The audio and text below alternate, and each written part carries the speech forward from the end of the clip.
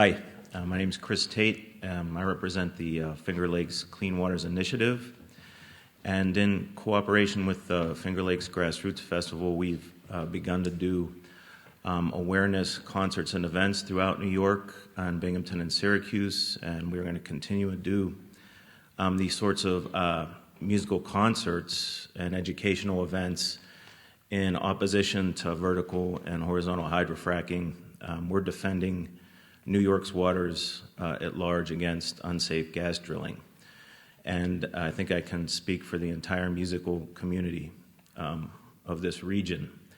And I would thank you in advance for banning horizontal and vertical hydrofracking in the town of Ulysses. And I would actually, we're looking for a house, and I'll move here. You know, if you ban hydrofracking, we'll move here. So thank you. Hi, my name is Elijah DeCastro, and I live in Trumansburg. I want you to make sure that hydrofracking trucks don't come into our village. I also want Governor Cuomo to ban fracking in the whole state. Here's a letter I sent him today. Dear Governor Cuomo, I'm an ordinary fifth grader in Trumansburg, New York.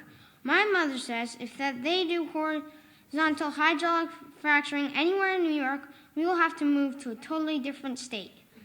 I have lived in New York all my life. I am almost 10.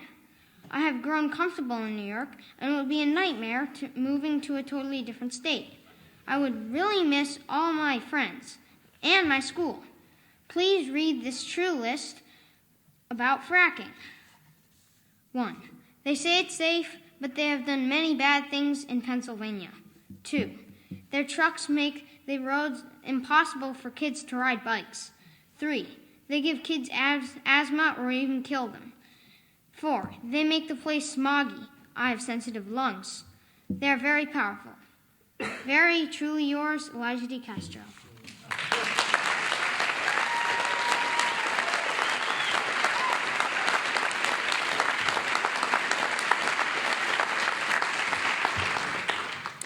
Elijah and I both live at 14 Bradley Street. In addition to being his mother, I'm also a biologist. I've spent the last 20 years studying environmental health and have written 3 books on the topic. My most recent book actually includes the health effects created by hydrofracking. I didn't intend it to cover that, but in the middle of researching and writing the book, here we are. And as far as I can see, hydrofracking is the biggest threat to public health that I've ever encountered in 20 years of looking at various environmental health threats. It's big because it affects us through all 3 environmental media: air, water, and food, and because it's coming to a very densely populated area, and because the damage once done is irremediable, so it affects not just us but future generations from here till forever. I was asked most recently to provide testimony in the State Assembly, which held hearings on the environmental health effects of fracking. And I'd like just to share with you 2 of the things that I talked about. One was air quality. And we know actually quite a lot about the air quality issues from hydrofracking, in contrast to the guesswork we do about the risks, which are real, to water. But what will happen to our air is a certainty, not a result of a catastrophic accident. We know, and we can model this, we know based on the 96,000 wells that are imagined here, each well requires 1,000 truck trips, and each one of those wells requires generators, pumps, drill rigs, condensers, and compressors. They all run on diesel. At the same time, the wellheads themselves vent volatile organic chemicals such as benzene and toluene. These are themselves highly toxic, and they combine with the diesel byproducts to create smog. And that kind of air pollution is actually lethal. It's not just an irritant. It contains large amounts of ultrafine particles, soot, ozone, and the carcinogen benzoate-pyrene. In adults, these pollutants are linked to bladder, lung, and breast cancer, stroke, diabetes, and premature death. In children, they are linked to preterm birth, asthma, cognitive deficits, and stunted lung development. Since I gave that testimony, new research has emerged from Europe showing that even very vanishingly small, brief exposures to congested roadways and diesel exhaust can create a very real risk for heart attack. So that would mean large fleets of trucks moving through our area, even briefly, can create very real health effects for all of us who live here. Lastly, I presented the legislature in Albany with a loaf of bread from Wide Awake Bakery. And I pointed out that this loaf of bread contains flour grown right here in Tompkins County, and it's heirloom wheat in organic wheat fields. It's milled right here in Trumansburg. The mill would like to hire. The farmers would like to expand, but they're surrounded by gas leases, and no one wants to expand this business until they know what's the way forward. So if we're talking about jobs creation, this is the way of the future, not permanent extraction of fossil fuels.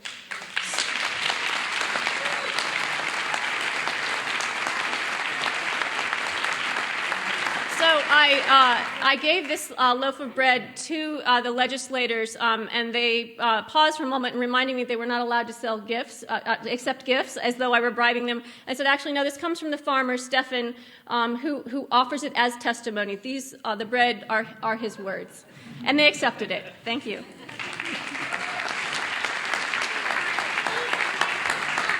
You just need to state your name for the record, Sandra. Can you state your name for the record, because you didn't before you started? Sorry. My name is Sandra Steingraber, and I live at 14 Bradley Street here in Trumansburg. Thank you. Good evening. My name is Don Smith. I live at 1329 Teganic Boulevard. I'm also the president of the West Shore Homeowners Association. This is an organization that represents the homeowners, approximately 250 homes, from Cass Park to Teganic Falls. The West Shore Homeowners Association is very, very supportive of the proposed zoning.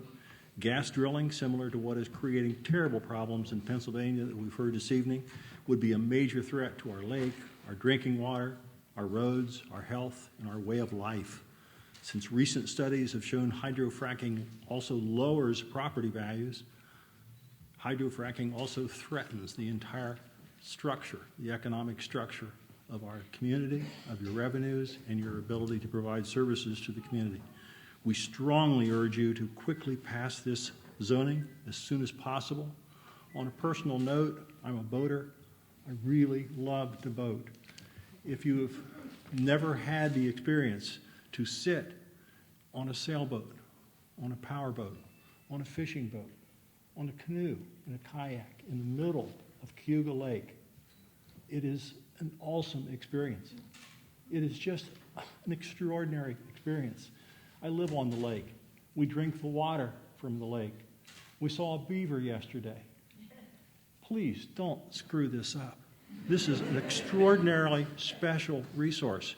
If we don't have Cayuga Lake, 40 miles long, average 1 mile wide, very commonly 200, 300, 400 feet deep. This is an extraordinary resource. Don't screw it up. Thank you so much for your efforts.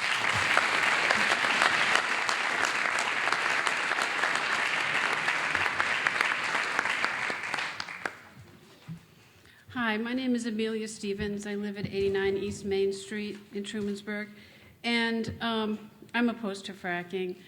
There are so many reasons why. There's so little fresh water in the entire world, and we're sitting right next to a very large body of fresh water that people can still drink. My concerns mostly are about the water, because I don't know enough about the rest. And because hydrofracking is so new, I understand that it is not regulated the way other fossil fuel extraction methods are regulated.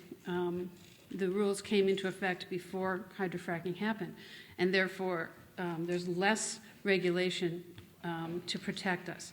Also, I don't know if this is still true, but for the longest time, the industry was not required to tell us what was in the fluid that they mix with the water that they use for hydrofracking. Also, they extract that water and then they have to get rid of it, and they do not have to tell us where that is gotten rid of. In Pennsylvania, they sometimes bring it to water treatment systems, municipal water treatment systems. And the water treatment systems rely on beneficial microbial growth in order to treat the water and clean it. And the fluids apparently have an antimicrobial effect, and therefore they are working against what the water treatment plants are trying to do. And as we know, many water treatment plants are decades and decades old, and they haven't even been upgraded to today's standards, and they're going to be challenged by this water that we don't even know what's in it. So I guess that's my statement. Thank you.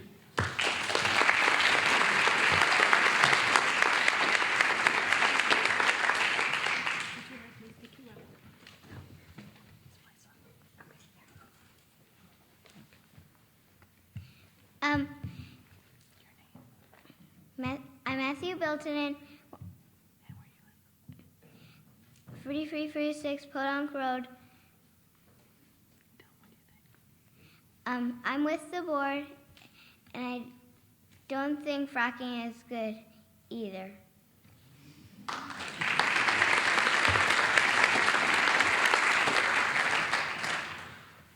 My name is Robert Oswald, live at 1225 Hinging Post Road, and I agree with the last speaker. I'm a professor of pharmacology at Cornell, and I do research on proteins and toxins in the nervous system in terms of pharmacology and biophysics, but I've had to learn a lot about politics, engineering, and law in trying to understand this process. I'm also a member of the Ulysses gas drilling advisory boards and the concerned citizens of Ulysses. And one of the things we've done is to survey about a third of the town of Ulysses. And from that, we found that about 85% of the population is in favor of a ban on hydrofracking. But what's really important is the statistical analysis that Michael Deneen has done of that. And the demographics tell us that it cuts across all political parties, all two sexes, age, etc. So it's not an issue that's liberal, conservative, Democrat, Republican. I think the town is united in support of this resolution. Okay, so why is that true? Well, we can look across the border at Pennsylvania. They have about 60,000 wells in Pennsylvania. About 3,000 of those are Marcellus wells. Okay. Despite the fact that there are actually only about 680 horizontal wells in Pennsylvania. But if we look at a place like Washington County, there have been enormous impacts. Michelle Bamberger talked about the health impacts in that region of Pennsylvania. If you talk to the farmers down there, you find that about 80% of those that have gas drilling on their land regret it. They regret it because of the impacts on their water and the way they are treated by the people that have come on their land, the lack of respect that they're given. Okay, so actually when you look at Pennsylvania, it has a fairly small amount of drilling compared to what they will have if they take this to completion. You only have to look at Google Maps. I encourage you to go to Silt, Colorado, and look at the topology on Google Maps. If you look around, you'd be amazed at the distribution of wells. Every square mile, you'll find either some wells and a frac pit. It's devastating. Same thing if you go to some areas of Fort Worth. So what do these states get out of this? If we look around at the states around us, look at Pennsylvania, Ohio, and New Jersey. I'm sorry, not New Jersey, West Virginia. They have higher unemployment than New York does. If we look at Texas, the great drilling state, they have the second highest deficit in the country, much higher both in numbers and percent than New York. That's all I have to say. Thank you, Liz. Thank you. 1 minute.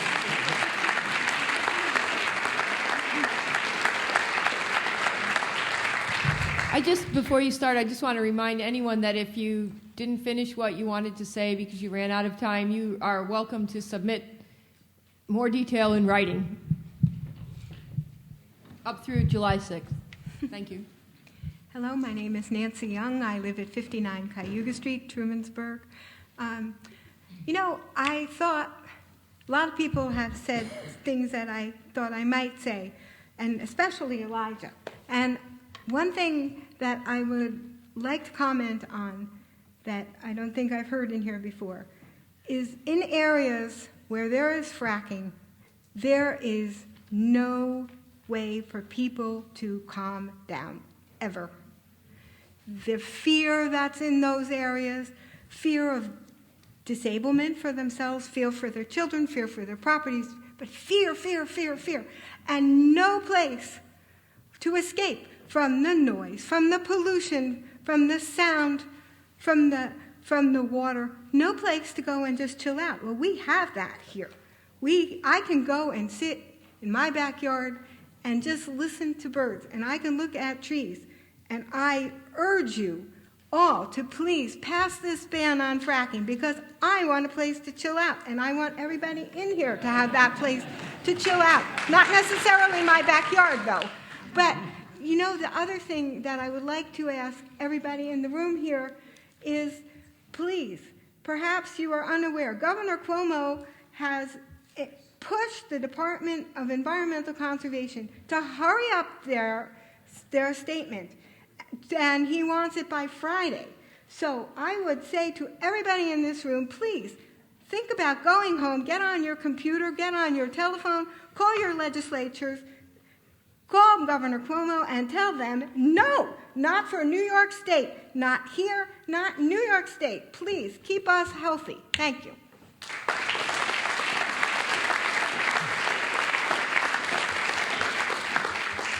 Hi, my name's Jeff DeCastro. I'm well represented, actually, by the rest of my family here at 14 Bradley Street, but I feel moved to talk in any case. I'm an educator. I drive into Ithaca each day on 96B, and over the course of the year, since I talked to the EPA in September, I think it was September, no, was it? Correct me. It was September. I have observed the number of trucks on the road, and it's incredible. I would, just from observation, simple common sense observation, I have noticed coming and going at least 10 to 20 very large trucks, and I think that's a conservative judgment on the road, and if you look at them, they're not ones we have seen in our area before. And many of them are heading up to dumps that we know about in Seneca, and I think the other end of Cayuga Lake, I forgot, is it Auburn? Auburn. And you could take notes. I mean, some of them have a sort of triangular bottom, and they're, again, the scale is way different than a regular construction truck. Unless they're doing really heavy building at Cornell or Ithaca College. There are also the very, very large gas trucks, and they'll say natural gas on the side, or the large trucks that are carrying whatever fluid. I mean, they might as well put whatever fluid on the side of the truck. Thank you. And so I would like to return to that statement about public safety. And we like to cross the street here. We like the idea that we have vehicles that respect our boundaries. And not only would that be endangered physically by these diesel-emitting vehicles, but it would also be endangered by what they're carrying. If not right then wherever it's dumped. Thank you.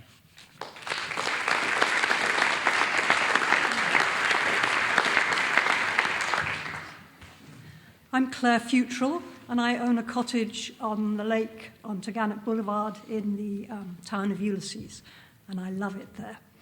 I came to this area about 30 years ago, and I've lived here ever since, and I think it's the most beautiful area that I've ever lived in, and I hope it's going to continue that way. I came here very worried about this open session, and it's been an enormous relief. I was going to keep the tallies of the fors and againsts. We haven't had any againsts yet, unless they're standing behind me. You would be a very brave board, I think, not to pass this resolution. So I shall leave here very enthusiastically. When I first heard about fracking and gas drilling and people being asked, I thought, oh, this sounds interesting. Maybe this is a way to go. Fortunately, nobody ever actually asked me to sign a lease in the property that I live in Danby, and many of the people I know that did sign leases are bitterly regretting it. So I think that we can't rest here, even if you do pass this, which I hope you will. But I would really encourage my neighbours and friends in the town of Ulysses to encourage areas like Danby and other areas in this county to also enact such bans and to help them do such a fantastic job as Ulysses has done. Thank you.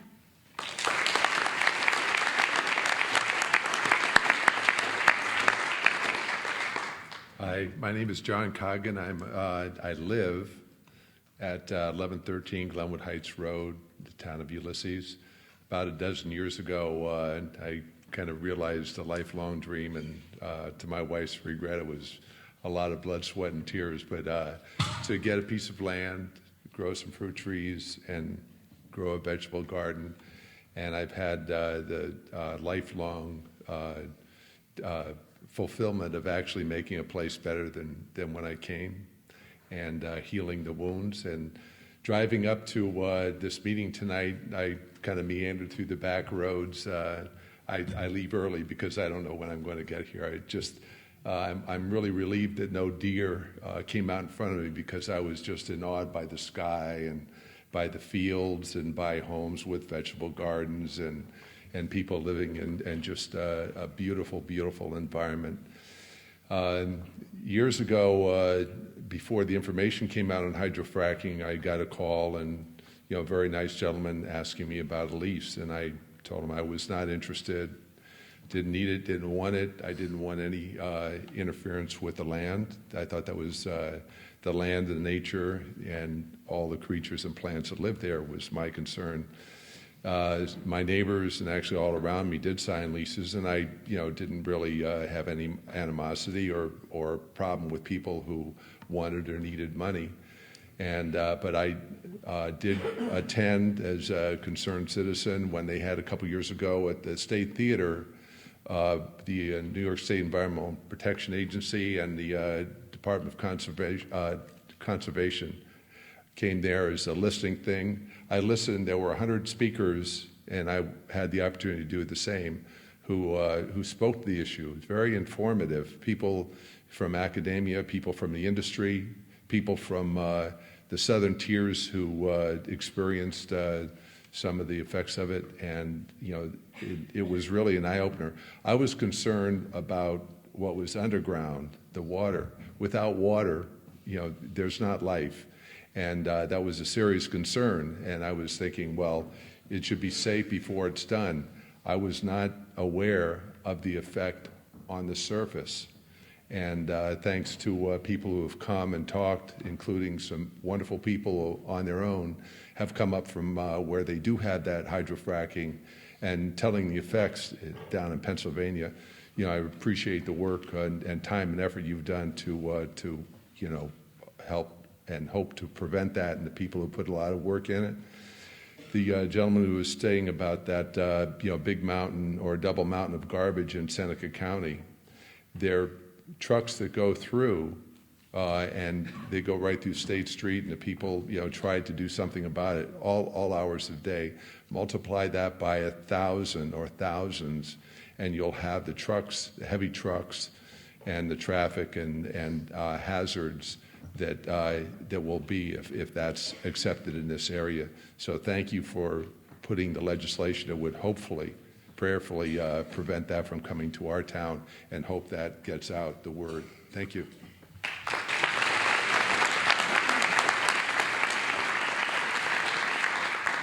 Good evening. My name is Martin Hill. I live on Route 228, just outside Ulysses County in the metropolitan area of Perry City. And I guess, like my fellow Brit, obviously we share similar interests. One of the points I wanted to raise was that I'm just amazed at how much foresight you guys have in taking this action. But I kind of fear, I'm a little concerned that there are no voices here tonight who are against this resolution, because it kind of suggests that there are people in this community who are not being represented here and perhaps don't feel like this is a forum for them to speak their views. And the first thing is, what's going to go on in other counties around this area? You still may have the trucks, you still may have the pollution. And you definitely, I urge you to carry this beyond the boundaries of Ulysses, to educate and inform other counties, other areas of what's coming, of what they're going to get. Because if it's simply Ulysses is the only place that has the foresight to deal with this, you are going to be affected just as much as the people who accept it. And I urge you as part of this to carry on making provision to deal with the additional truck problems that you're likely to face if other areas do accept this. On another point, the gentleman here mentioned about a nice gentleman who came to see him about a lease. Well, we went to a meeting in Brooktondale where we listened to a couple of ladies from Pennsylvania who described what actually happened as a result of doing business with these nice gentlemen. They're liars. If you don't get it in writing, they will not honor anything they've told you. So for those people who've taken leases, I know someone who's taken a lease in Schuyler County. He didn't read it, he didn't take it to a lawyer, and he read it afterwards, beginning to get concerned, and found that he had given them his water rights. These are the people that you're dealing with. We heard about how much money they have. They will do whatever it takes. Don't kid yourselves. Most of the people, we heard someone else talk about the fact that there's some people getting rich. Very few. They will make sure that the number of people who make money out of this is very limited. One very final point. In terms of energy independence for the United States, the people who are buying into these investments are mainly in Hong Kong and Norway. This money is not going to the United States. Thank you. Thank you for your efforts.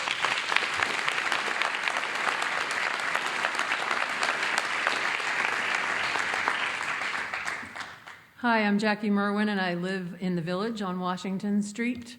And I was just sitting back there. I was not going to talk. And I was just sitting there thinking, what are we doing here? Why are we here? This isn't something that a town board should have to deal with. This is something that the state should be protecting us on. But the state has not protected us. And so I want to send a great, big, huge thank you to the town board for taking this on and for carrying it through. And I hope that you will find it feasible to pass this legislation. And as the other gentleman just said, I urge everybody to try to put pressure on legislators in a much larger context. Thank you.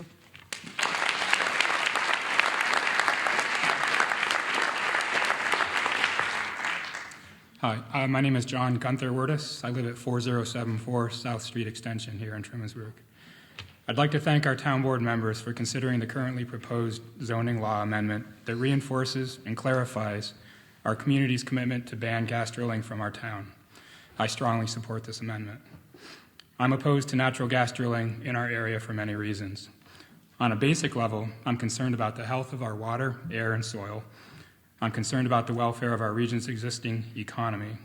And quite frankly, I do not want my family to live in the middle of what would surely be an industrial zone. It is unbelievable to me that there could be anyone who would be willing to defile their own nest in such a way. On a more philosophical level, it's become quite apparent to me that the energy industries are willing to take increasingly greater environmental and human health risks in their pursuit of the planet's remaining supplies of coal, oil, and natural gas. It's also quite apparent to me that as long as there is a readily available supply of fossil fuel, we will continue to be addicted to it. I believe that it is time for us to radically alter the way we acquire and use energy. For me, this means we must embrace renewable energy and energy conservation. This move to a more sustainable energy future will not happen without the direction and support from our governments. A ban on natural gas drilling in the town of Ulysses will be an important step towards moving us all in this new era. Thank you.